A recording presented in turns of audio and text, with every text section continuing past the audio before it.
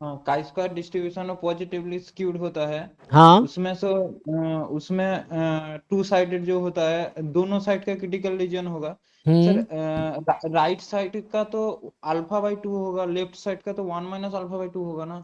हाँ, जैसे मान लीजिए, एक्चुअली जो सर ने नोटेशन यूज किया है ना, मैं देखा था वो पीडीएफ। तो एक्चुअली मैं कहा कुछ लोग टीचर पे डिपेंड करता है वो कैसे लिखता है। जैसे एग्जांपल के लिए मैं आपको बताऊं कि जैसे यहाँ पे मान लो ये काई स्क्वायर एन का पीडीएफ है लेट से, तो अगर मैं अल्फा लिखता हूं तो इसका मतलब ये प्रोबेबिलिटी अल्फा है ना।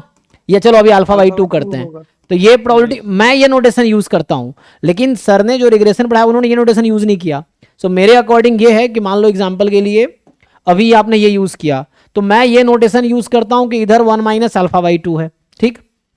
लेकिन कुछ लोग क्या करते हैं, यही नोटेशन आज तक जैम गेट में अभी तक यही यूज हुआ है, और जनरली जो वीके रोहतगी वाली बुक है उन सब में यही यूज हुआ है। लेकिन एक्चुअली जो सर पढ़ा रहे हैं वो एक्चुअली वो मैंने नोट्स भी भेजा था ना, वो सलभ सर आईआईटी कानपुर के प्रोफेसर हैं, उनके नोट से पढ़ा रहे हैं, आप देखेंगे तो सेम पैटर्न है। तो उनका अलग है, कुछ टीचर ऐसे नहीं लिख के कुछ लोग ये फॉलो करते हैं नोटेशन। सो है ना, कुछ लोग क्या करते हैं कि ये है, सो अगर ये लिखते हैं chi square n alpha, so they take this is alpha and this as one minus alpha. जैसे यहां भी मैं नोटेशन सेम ही कर देता हूं, तो अल्फा ही लिख देता हूं।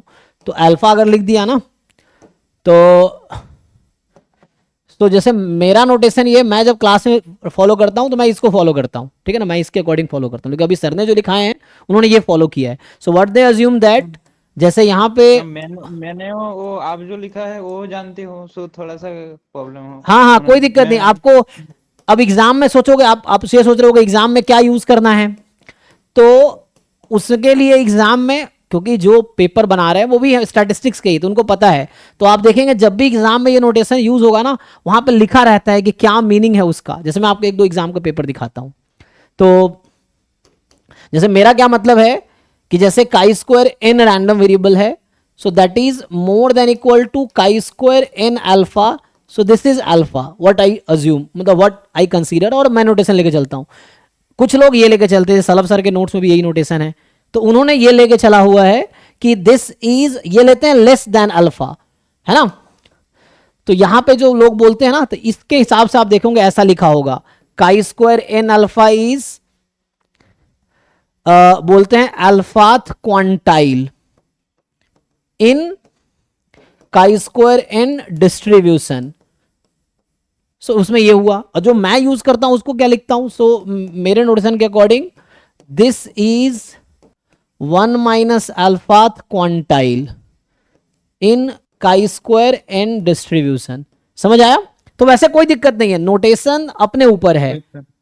है ना। तो आपको बस समझना है कि जैसे सर जो नोटेशन यूज कर रहे हैं टेस्टिंग के लिए या जो कॉन्फिडेंस इंटरवल के लिए उन्होंने यूज किया था, तो उनका ये पर्सपेक्टिव वो इस तरीके से ये यूज कर रहे हैं, और मैं क्लास में ये यूज किया हूं। कोई दिक्कत कोई नहीं है, वो अपना अपना नोटेशन है, ठीक है ना।